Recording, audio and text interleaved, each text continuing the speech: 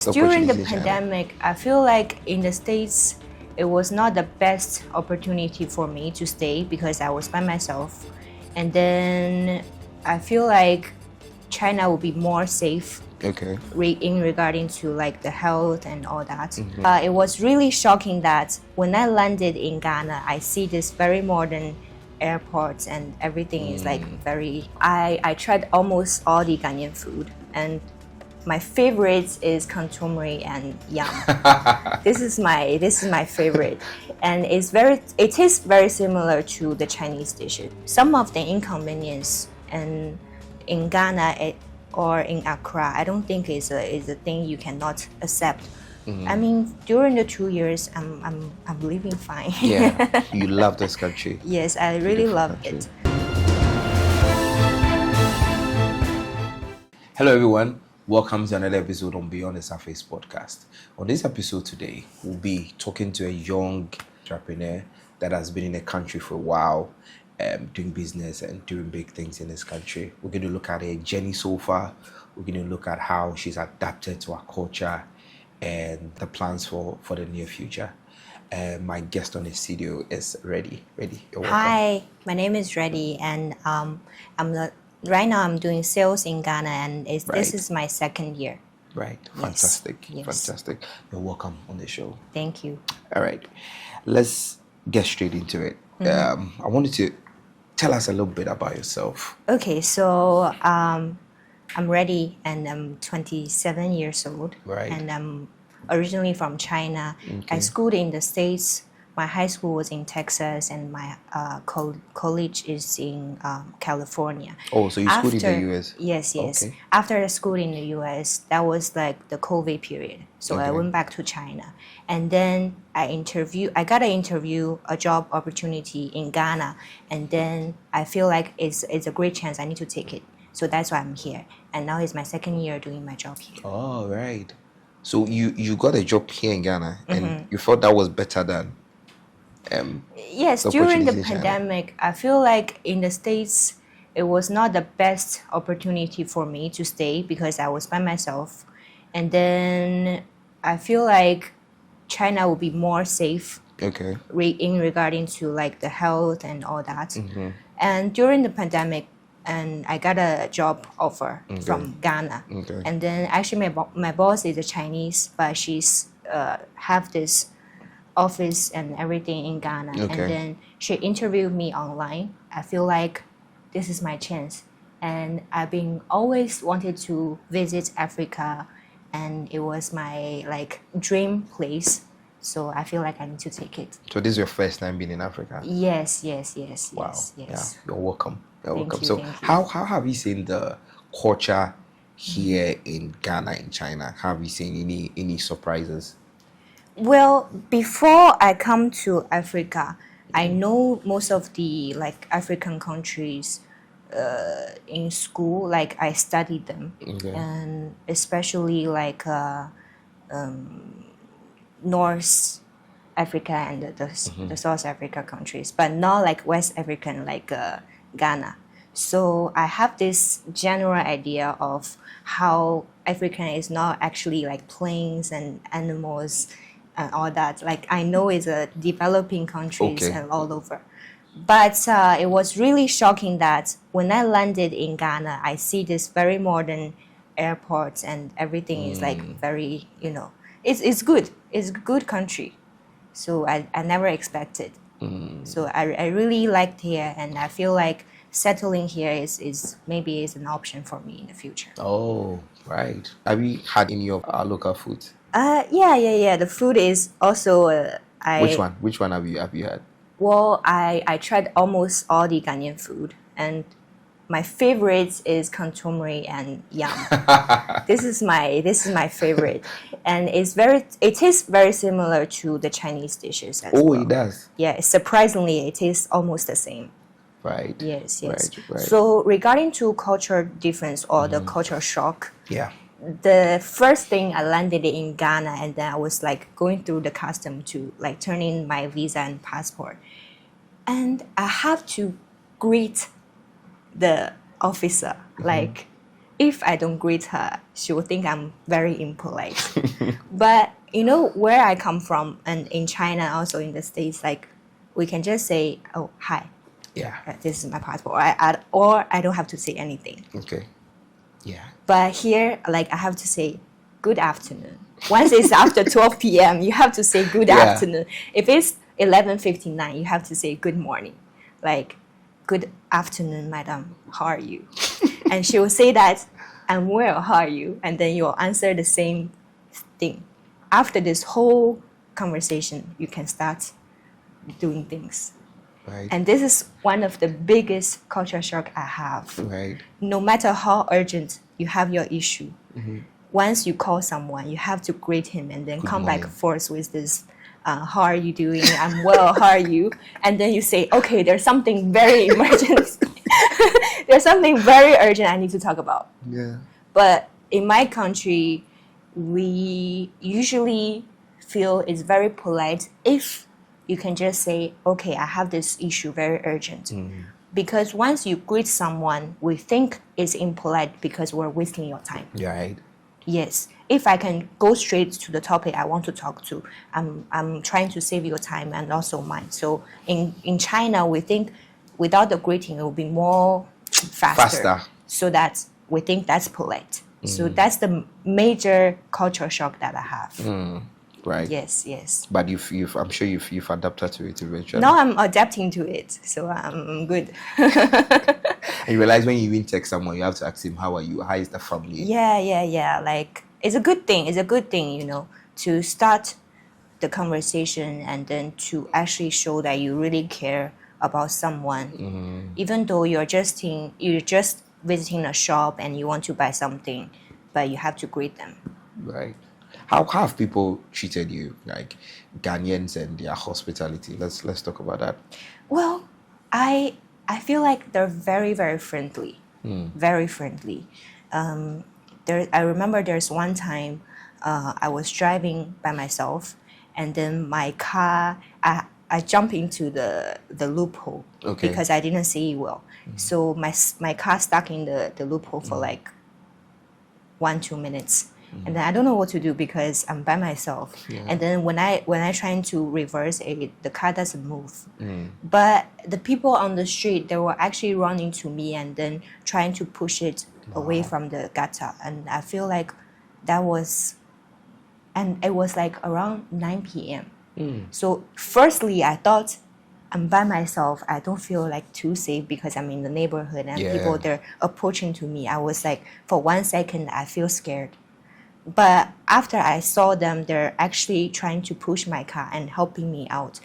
I just stand there and then I didn't say anything. But I feel like this is the way they're willing to help a stranger, especially a foreigner. And then they didn't ask for anything. After they pushed the car out, they just walk away. I didn't even have the time to thank them because they went away. Yes, so I was really shocked, and I feel like it would never ever happen in my country. Oh, really? It won't. You have to That cost. no one would be able to help you when you help them. They would expect some money. No. Like where I come from in China is the most developed city. Okay. People tend to be very indifferent because not because they don't want to help, because they want to protect themselves. Oh, I can okay. I can understand. Yes. I see. Let's talk about talking about development. You are from a country where technology is over there, right? Where you have a lot of things that technology helps you do very easily. Then you come here, right? We are getting there. Have you adapted to that? Well, okay. So some of the difference in China is that we have this public power bank station where you Okay. can just borrow it and then you turn it back later and then you just pay by hourly. But here we don't have that. So sometimes if my phone is closing off, my phone is about to die, I have nowhere to charge my phone because I'm not used to carry my power bank around. And then also the public transportation as well. But you see, my country or my city, it also have some like flaws. Yeah. It's not not every city is perfect. Yeah. So some of the inconvenience and in Ghana or in Accra, I don't think is a thing you cannot accept. I mean, during the 2 years, I'm living fine. Yeah. You love this country. Yes, I really Beautiful love country. it. So, and not to mention, there's some of the difficulties, even though in my city, technology is very developed, it also raised some difficulties as well. Right. Yes, yes. That's amazing. Let's talk about economy and business. All right. Now, I want your thoughts on Ghana's economy as compared. I mean, you're a businesswoman and you are a salesperson. Ghana's economy as compared to share your thoughts on that. Actually, I learned economics as my major in my college. Oh, beautiful. Yes, that was my major. Well, that's a very deep question. After 2 years of observation I have in Ghana, one thing I do realize is that the gap between rich and poor is significant. Ooh. Yes. So in Ghana, I would say that there's hardly middle class people. Or the middle class people is minor. Either you are too rich, you're too loaded, poor. or you're too poor. Right. Yes. So based on that, because the middle class is not there, the consumption is not there. And the infrastructure and manufacturing is not there. So some of the business is either thriving like very, very huge, very good, or some of the business it will kill right you do it. So there's nothing like in between. But this is my only like small observation. It only stands my own point of view. Like it doesn't. I hope this one won't be like. No, I'm not sure. I'm only representing myself. Yes. How about the cost of living here and in China? How what you'd have spent in China in a day, comparing it to how much you spend here? Well, I think living in Ghana sometimes is actually cost more than I live in China. Oh, really? I know this one sounds very strange, but it's true. So, for example, if I take a subway, like the underground train, and I want to go somewhere like 20 or 30 kilometers away, it will only take me like 10 cities or 20 cities for the ticket. Go and come back. But in Ghana, if I want to go somewhere and if I'm taking Uber, so that means that it will cost me like, I'm sure more than 100 cities. Right. Yes. And buying food, have a house living in Ghana, and also, the ECG, the water, yes, everything. It's a little bit higher than in China, in my country, in my city as well. Wow. A little bit higher, yes. Wow. That's amazing. That's amazing. That's good to see. Now, let's look at the Chinese investment here in the country. I mean, we've seen a lot of Chinese people and foreigners invest here. What is it that is about this economy that we have more few people?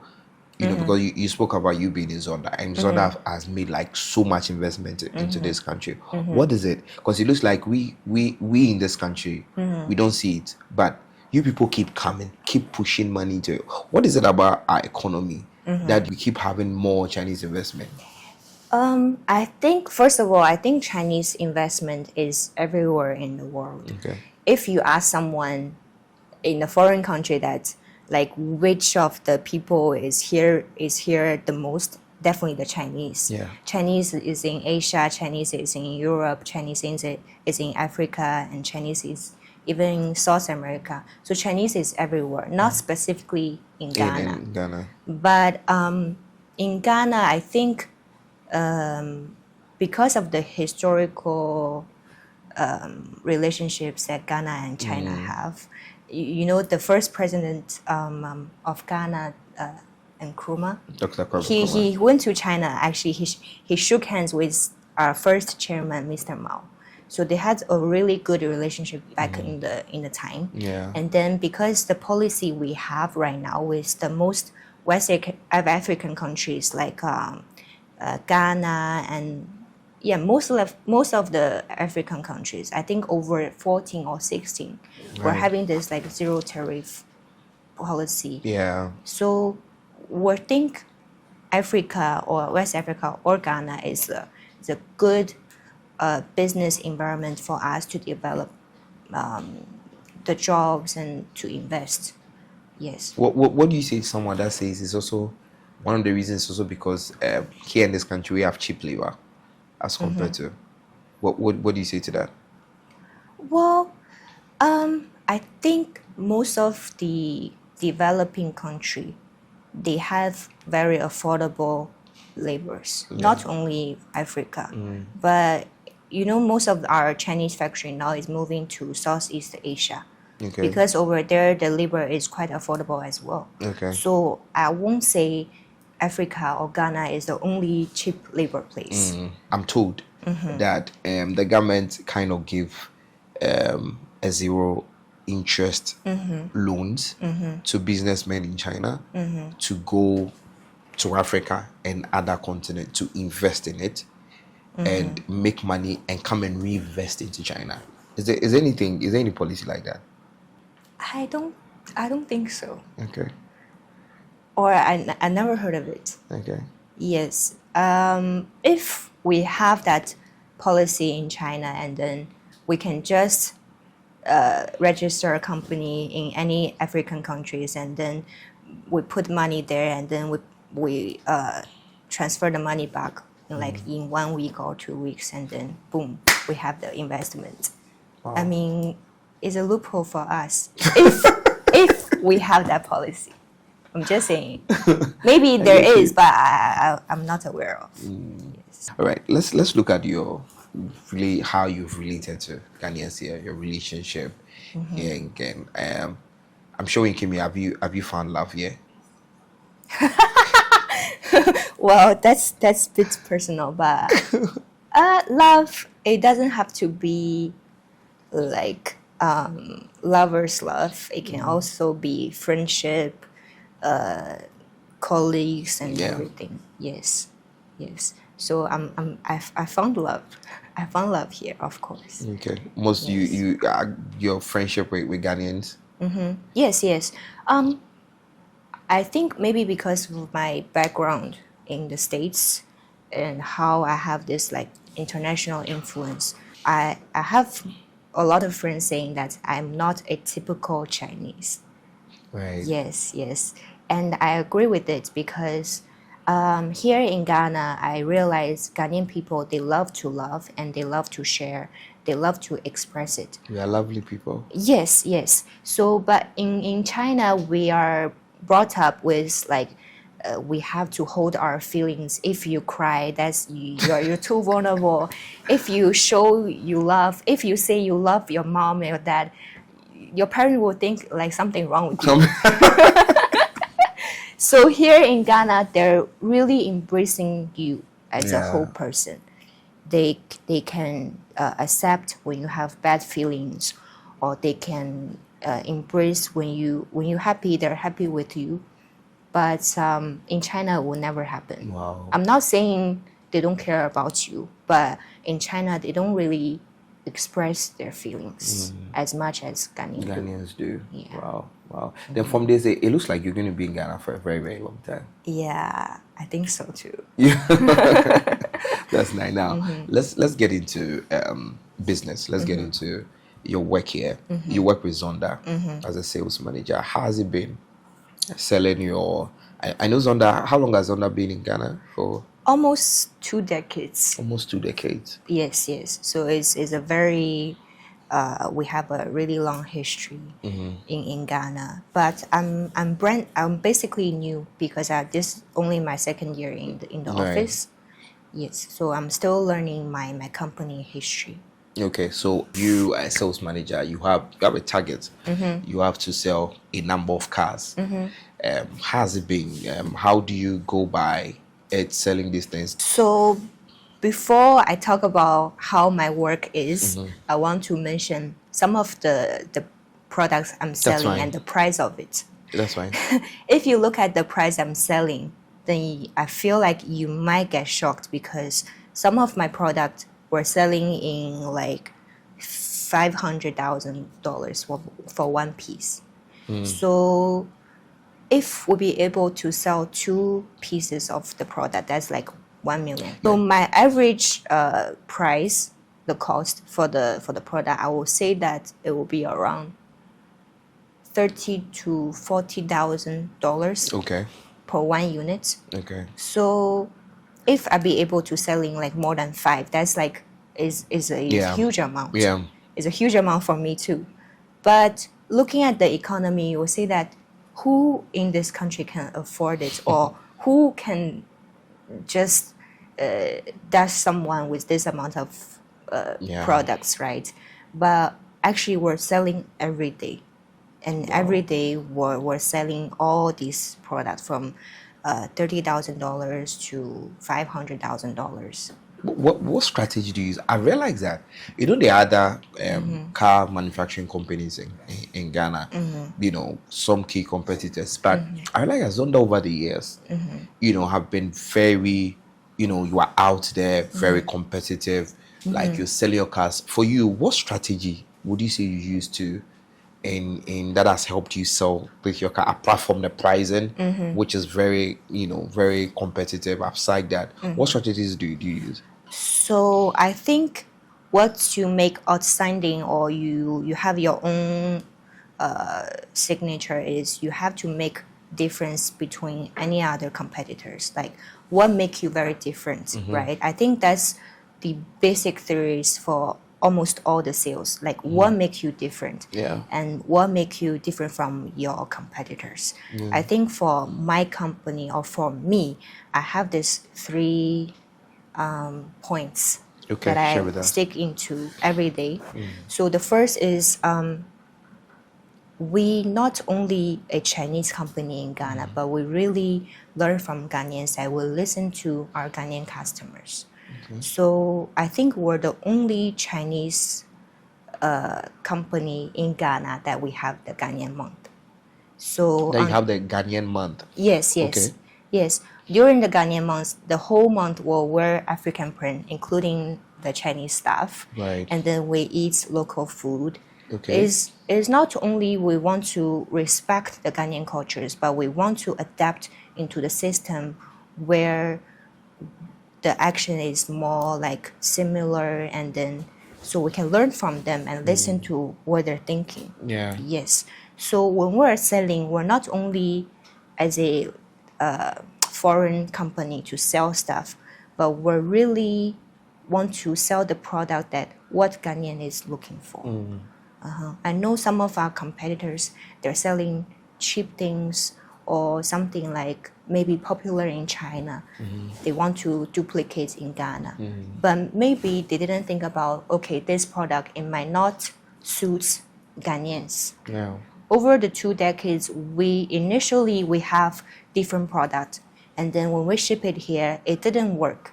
So we have to upgrade and then bring another set, and then we tried almost like 10 or 20 times. Finally, we find the product that people are looking for here in Ghana locally.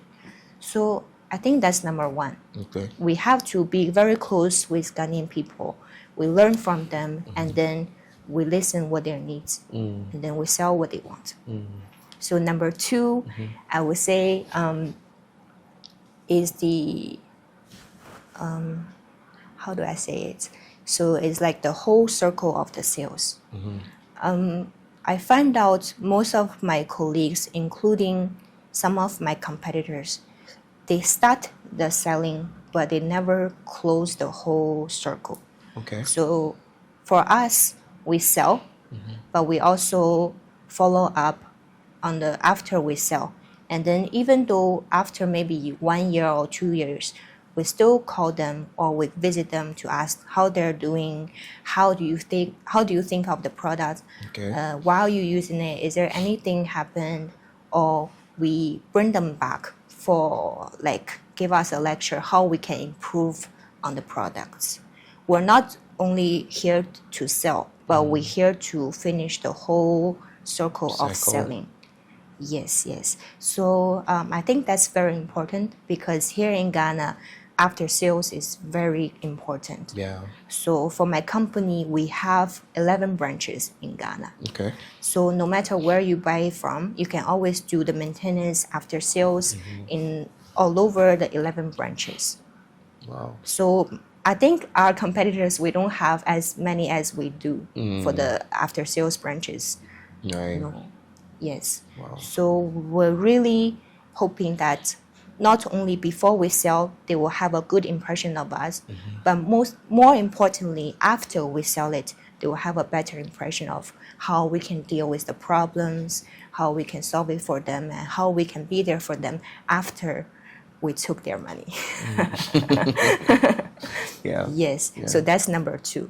So number 3, I think is actually very personal for myself. Is personal relationships. Okay. So as I said, the culture shock in the first, you need to check up on them, and I feel like some of the customers right now, I have some of my customers, they're already my friend, like my close friends. Yeah. Maybe after work we'll go out for dinner, or if there's anything happen, I just share with them.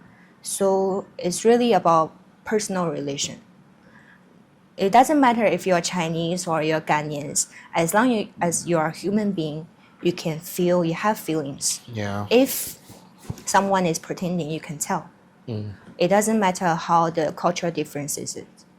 If I'm pretending, I mean, you can easily tell. Yeah. Yeah. And if I'm honest and down to earth with you, this is good for you, I'm recommending this for you, I mean, you'll listen. Yeah. So sometimes for my business, I'm selling $millions of equipments. So the people they're buying, either they have a big group, like, or he worth like a lot of money, or even some politicians, they're really high up there.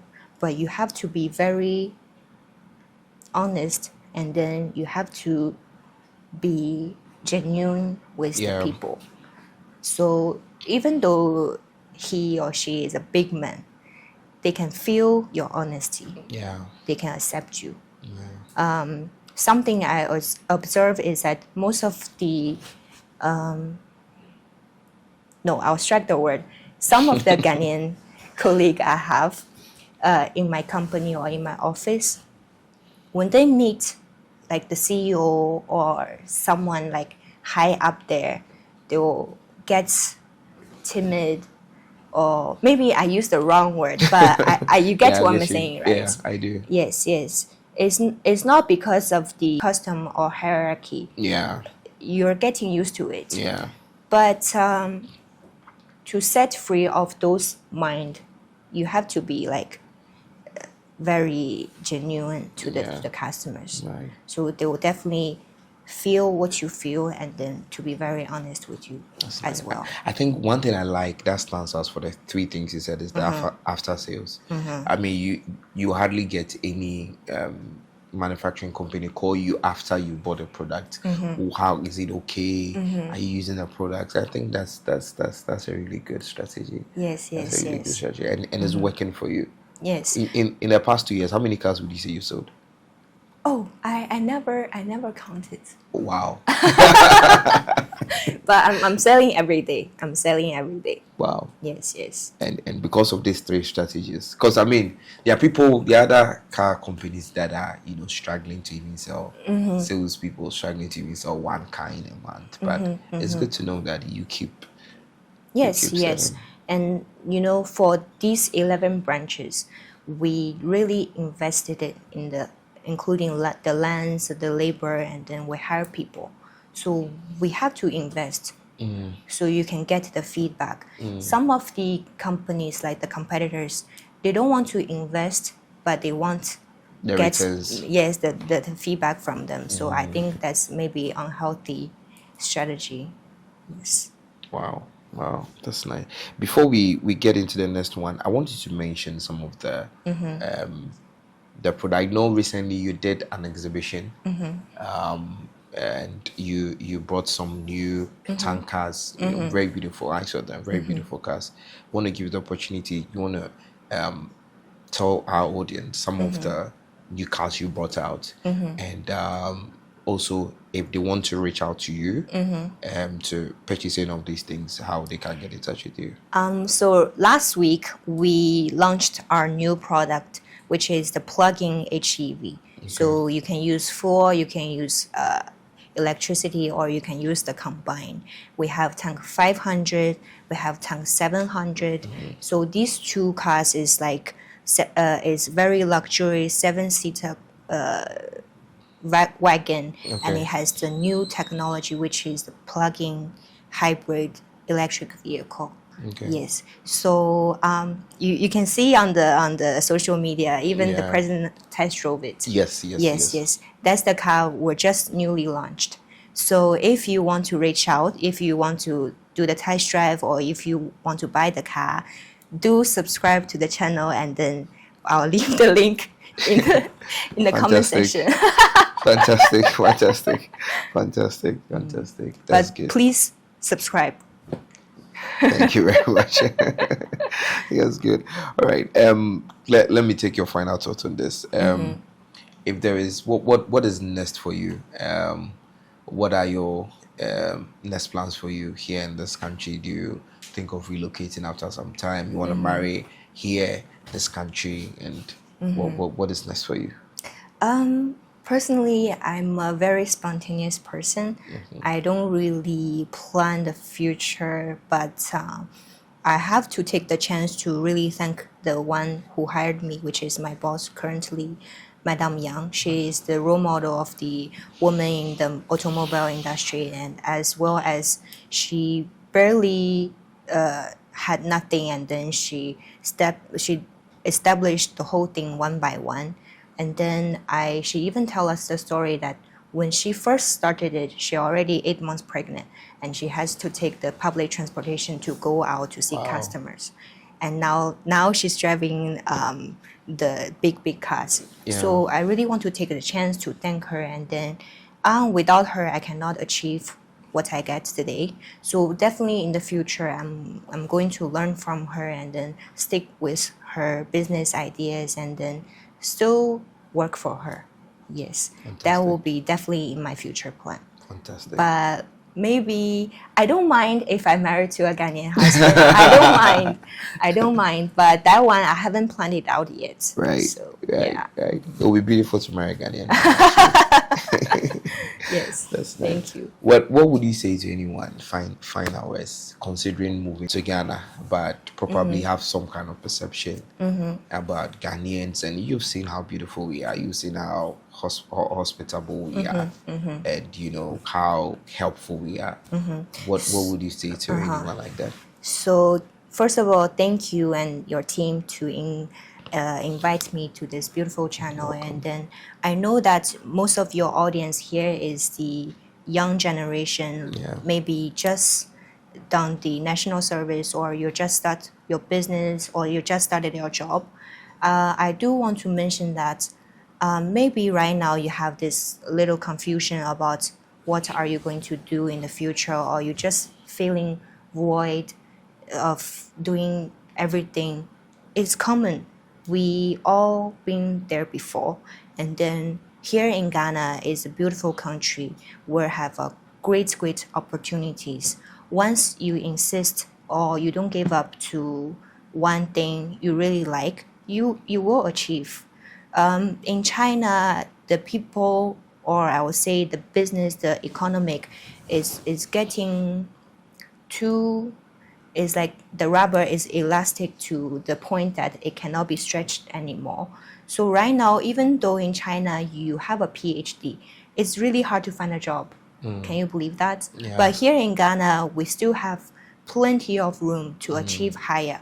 So I want to reach out to the audience who are looking for this video right now, that don't give up. And then if you're feeling something that you want to drop something, or you feel like I don't want to do it anymore, just try one more time. Just try one more time. You'll be Fantastic. there.